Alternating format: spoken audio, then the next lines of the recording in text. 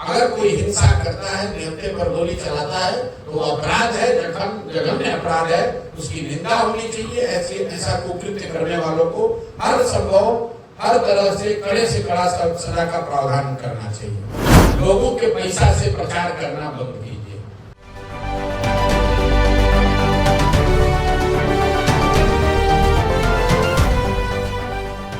प्रधानमंत्री नरेंद्र मोदी के बिहार दौरे पर प्रशांत किशोर ने जमकर हमला बोला।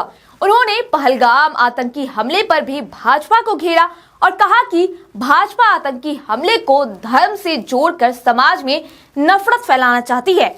इस दौरान प्रशांत किशोर ने मुख्यमंत्री नीतीश कुमार पर भी खूब निशाना साधा। सुनिए क्या कुछ कह रहे हैं प्रशांत किशोर। आतंकवादी हमला हुआ, उसमें हिंदू मुसलमान की बात हो रही है, लेकिन ये बात नहीं हो रही है कि जिम्मेवारी किसकी है। आप इस पे क्या कहना चाहेंगे? देखिए, भाजपा ने एक बात पिछले 8-10 वर्ष में मैं कहूँगा बखूबी किया है कि कोई भी ऐसी घटना होती है तो सरकार डिफेंसिव नहीं है। कोई दूसरी सरकार होती, कोई दूसरा प्रधानमंत्री होता तो विपक्ष उस पर सवाल करता कि भाई आपकी गलती से इतनी बड़ी घटना हो गई। यहाँ पर विपक्ष ही डरा हुआ है कि कहीं गलती से कुछ पूछ न दें कि बस पूरा समाज पोलराइज कर दे। भाई घटना हुई है, बिल्कुल निंदनीय है।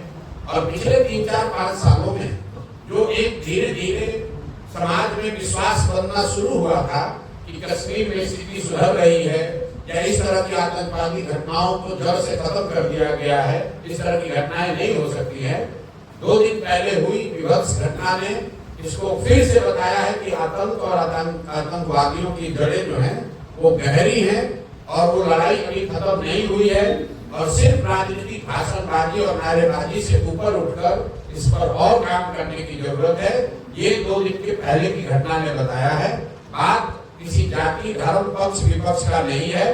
देश का हर व्यक्ति, चाहे वो किसी जाति का हो, किसी धर्म का हो, किसी दल का हो, किसी विचारधारा का हो, वो इस तरह की घटना की निंदा करेगा ही करेगा।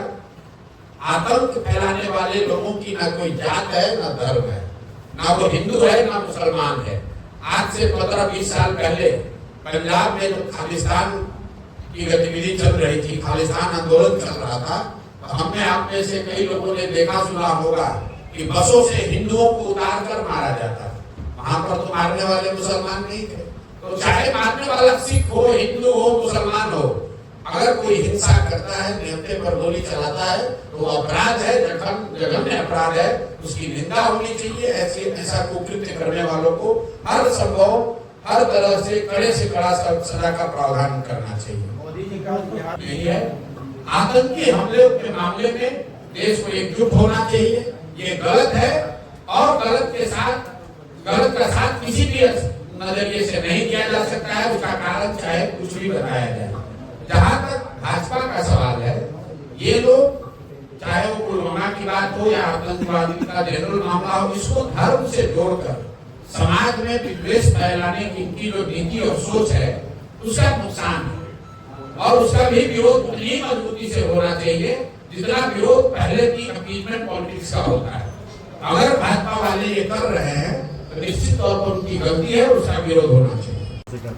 भाई हम तो जहाँ 2 साल पैदल चले, हमको तो कोई जीविका दीदी बहुत खुश नजर नहीं आई। सरकारी खर्चे पर सरकारी अफसरों का या सेमी गवर्नमेंट ऑफिस लोगों का एक आर्डर बनाकर उनसे प्रचार करना, उनसे वोट लेना, ये कोई नीतीश कुमार पहले व्यक्ति नहीं है। बहुत दलों ने, बहुत नेताओं ने ऐसा ट्राई किया है। जब जनता का मूड बदल जाए तो ये कोई काम आने वाला नहीं है। मान लीजिए कि उन्होंने विकास मित्र और टोला सेवक बनाए।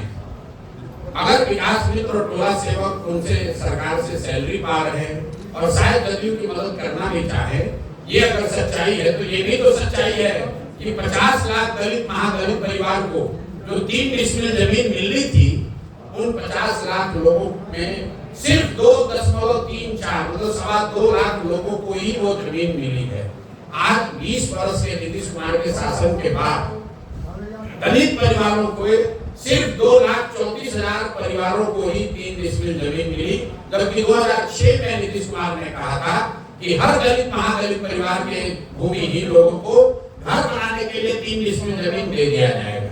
तो अगर उन लोगों को जमीन नहीं मिली है तो सरकारी कर्मचारी कुछ भी कह ले उसका असर होने वाला नहीं है। वो लोग नीतीश के खिलाफ ही वोट देंगे, चाहे वो जीविका दीदी हो या खुला सेवक हो, विकास मित्र हो या सरकार के दूसरे पदाधिकारी हो। शराबबंदी बिहार में सबसे बड़ा मुद्दा बना हुआ है, आपके द्वारा इस पे क्या स्टैंड है? मोदी जी का बिहार दौरा है, क्या कहेंगे?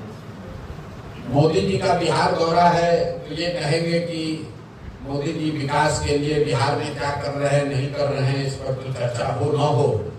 मोदी जी से आग्रह ये करेंगे कि कम से कम देश के सबसे गरीब और पिछड़े राज्य बिहार में लोगों के पैसा से प्रचार करना बंद कीजिए। आज मोदी जी आ रहे हैं, आपने देखा होगा सरकार ने बाकायदा ऑर्डर जारी किया है कि पंचायती राज से जुड़े हुए जितने पदाधिकारी हैं, जनरल एडमिनिस्ट्रेशन से जुड़े हुए पदाधिकारी सरकारी खर्चे पर, मतलब आपके हमारे पैसे से पूरे बिहार से लोगों को इकट्ठा करके मधुबनी ले जा रहे हैं। अब आप बताइए कि आप प्रधानमंत्री हैं, भाजपा देश की सबसे धनी पार्टी है, अगर आपको लोगों से संवाद करना है तो गरीब बिहार के लोगों के पैसे से क्यों प्रचार कर रहे हैं? दूसरी बात, आज मोदी जी आ रहे हैं तो आपके माध्यम से मेरा एक ही सवाल होगा कि मोदी जी 2015 में आरा की सभा में उन्होंने घोषणा की थी कि बिहार के लिए वो 1,25,000 करोड़ का पैकेज दे रहे हैं। तो 2015 से अभी हम लोग 2025 में 10 वर्ष हो गया। मोदी जी को ये बताना चाहिए कि वो 1,25,000 करोड़ रुपया उन्होंने भेजा कि नहीं भेजा, क्योंकि यहाँ राज्य में मोदी जी की और नीतीश कुमार की सरकार है, केंद्र में भी एनडीए की सरकार है। तो दो ही बात हो सकती है, या तो मोदी जी ने पैसा भेजा नहीं या फिर पैसा भेजा जिसको यहाँ पर जदयू और भाजपा की सरकार ने लूट लिया, क्योंकि जमीन पर तो हम लोग को कहीं 1,25,000 करोड़ की योजना दिख नहीं रही है, उस पैकेज का असर नहीं दिख रहा है। तो भाई वही संभावना है, या तो मोदी जी को हमको पैसा दिए नहीं या फिर उन्होंने पैसा दिया और उनके साथी दलों के नेताओं ने, जिसको लोग डबल इंजन कहते हैं, जदयू भाजपा के सरकार के मंत्रियों ने, नेताओं ने उस पैसे को लूट लिया। तीसरी तो कोई संभावना हो नहीं सकती है। तो कोई आगे की बात करे, आगे घोषणा करे, इससे पहले मोदी जी को इस बात को भाजपा के उनके साथियों को ये स्पष्ट करना चाहिए।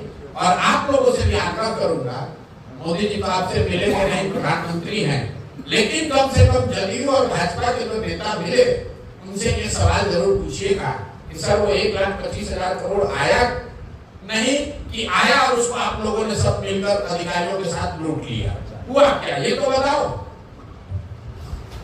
तो आपने सुना प्रशांत किशोर को, उन्होंने साफ कहा कि इस घटना पर राजनीति नहीं होनी चाहिए।